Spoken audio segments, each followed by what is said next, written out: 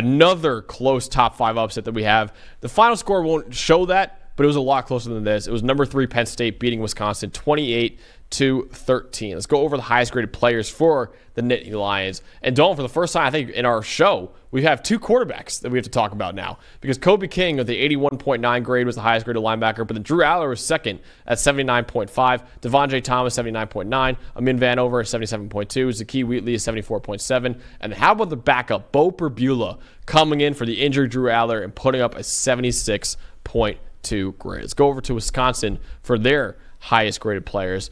Jaheim Thomas, 75.4 grade. The linebacker, Elijah Hills, 71.6. The D tackle, Nazir Forkurian at a 70.4. Hunter Waller, 66.6. Jake Renfro, 65.2. And Braden Locke, 58.6 grade. So, Dawn, what was the stat that told the story of this Penn State win? We're going to get into the offense in a minute, but I want to start with what Penn State did to actually stay in this game. Okay, this was a struggle. They were down 10-7 at halftime, and Drew Aller gets hurt, and we're like, man, oh man. And I kept saying to you, I said, okay, now it's on this defense. If this defense, and they've been in the second half of games, they've been arguably the best defense in college football this year. Penn State gets off to some slow starts sometimes, but they lock it down when they need to lock it down. I'll tell you, I want to talk about their run defense. You saw Kobe King leading the way with the grades there. He had a 90 run defense grade. The entire team had a 90.6 run defense grade. They were dominant. They were absolutely dominant in the run game. Wisconsin, they've opened it up more lately. They've taken a few more deep shots lately with Braden Locke.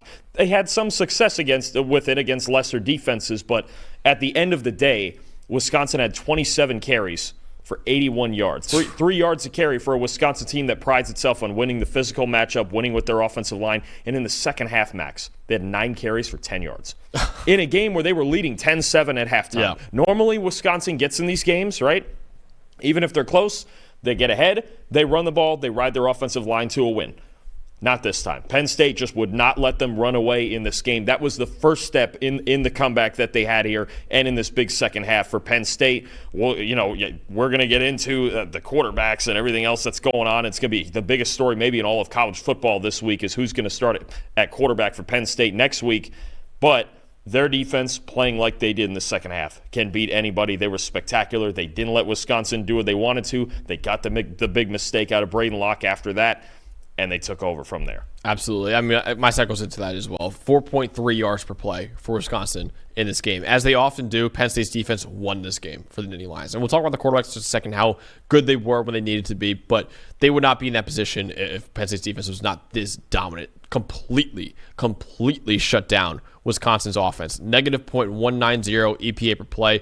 They also had a pick six as well to actually give Penn State the lead when it was 10-7. That was 14-10. So at least then Penn State could be like, oh, okay, now we have the lead. Now we can be a little more settled down on offense, not having to play from behind, honestly.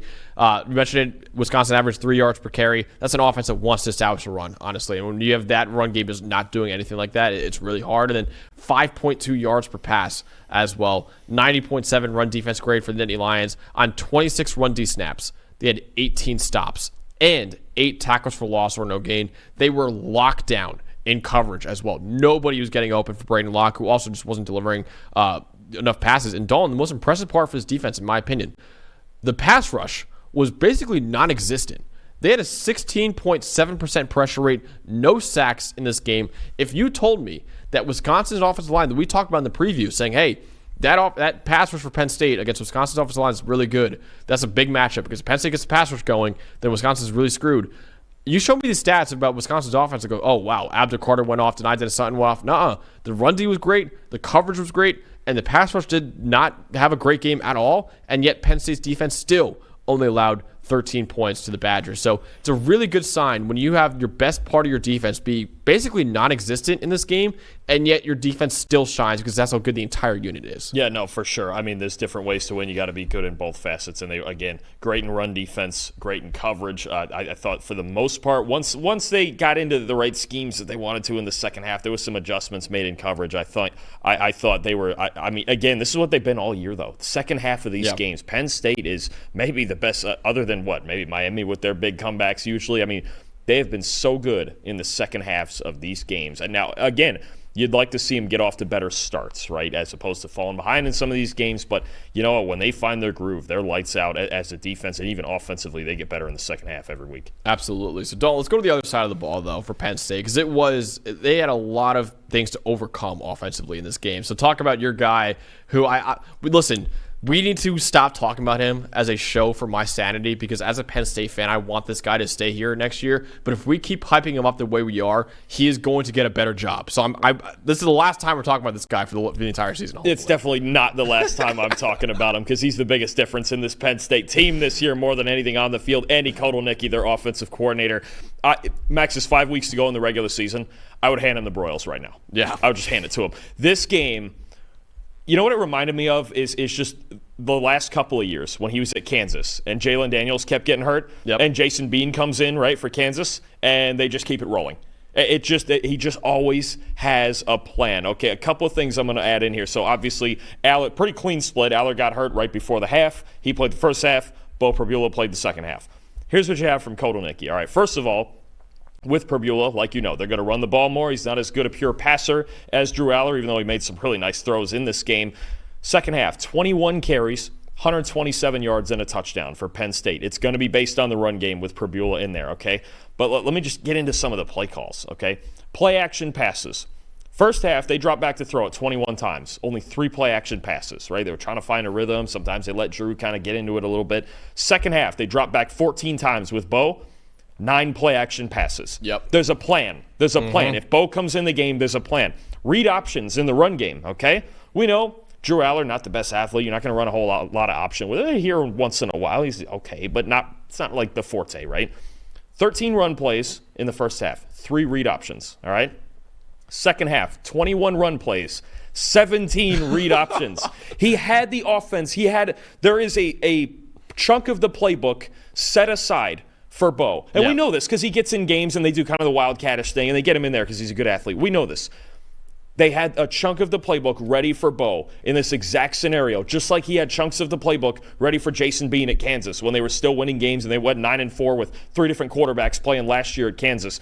Andy Kotelnicki has a plan for everything. There's just constantly a plan. There's constantly adjustments. Everything, the level of preparation is incredible. I'm telling you right now, I would hand him the Broyles right now. Yep. If this is the signature game, he comes in, and we're worried, man. Wisconsin's defense is really good. Yeah. They're down 10-7 at half. Wisconsin looks like the better team. You know, their offensive line and their run game and the things they can do. Obviously, the pick six was the biggest play of the game because it gave Penn State the lead and it got the momentum going.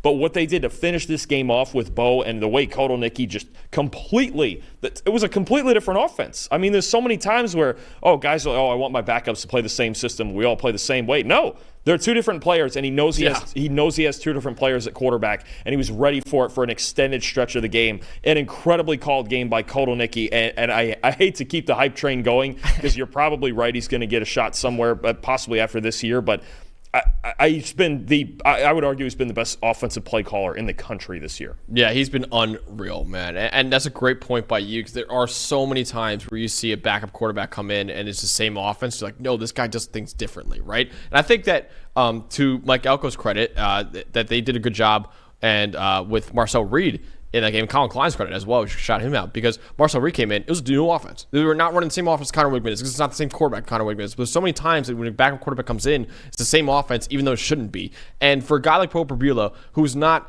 6'5", 240 with a rocket arm like Drew Aller, he's 6'2", 205, and he's a really good athlete. And he's a better athlete than Drew Aller, and that's what they did is that they played to his strengths, and that goes to my most impressive, Dalton. Beau Pribula was put in a brutal spot when Drew Aller went down. And the vibes on the sideline were not good, right? Drew Aller was in tears on the sideline. As a Penn State fan, I was like, well, that's it. It's over. We're going to go to Ohio State next week, and we'll have a loss, but it'll be all right. He came in, though. He was gutsy in this game. Gutsy. He's 87.9 passing grade, 11 for 13 for 98 yards and a touchdown, almost an 85% completion rate. He also ran for 28 yards as well. He really came into this game in a tough spot and kept the undefeated season alive. That was so impressive by Beau Pribula. Now, can he do it against Ohio State? I highly doubt it. They're going to need Drew Aller back for Ohio State. But against Wisconsin with that good of secondary, he was making throws, man. There were a lot of tight window throws that I personally did not know Beau Pribula was capable of making those throws, and he made them in this game. So shout out to Beau Pribula, shout out to Andy Kotelnicki for just not panicking when your leader of your entire team goes down with an injury and is tears on the sideline. When you see your leader down that bad on the sideline, it is easy for an entire team to be like, oh, we're screwed now. But they came in and they just were like business as usual, changed the offense. Beau Pribula did an amazing, amazing job in relief of Drew Aller. I really want to shout him out because he was a guy that I'll admit there's a lot of times, Dalton, when he comes into the game, I'm like, why is Beau doing this? Why are we just not running the offense to Drew? But at least we should know now that Beau can run this offense at a really high level when it's his style of offense. So shout out to him, man, because I really thought Penn State was screwed when Drew Aller got hurt, and he proved to me that that was not the case, and he did a great job. This is the type of win where it happens just like that can galvanize a team towards a really special season. I'm going to tell you something. You know what? It's for me, even if it was Beau that had to play next week, that Ohio State win's not impossible. We just saw Nebraska. Yeah. We just saw Nebraska played against them, and we just saw how Andy called plays with Pribula in there. Would it be gritty and running the ball and defense and low scoring? Sure, but sometimes that's how Penn State plays anyway. They've got a complete football team, and again, props to Kotelnicki and the offense being ready for any situation. Absolutely, yeah, really impressive win for Penn State. When, like I said, when they went down with Drew Aller went down with an injury and they were losing in that game, a lot of people, including myself, thought it was over, and they pulled out the victory, which is what great teams do. Honestly, no matter what happens. So 15-point win for Penn State.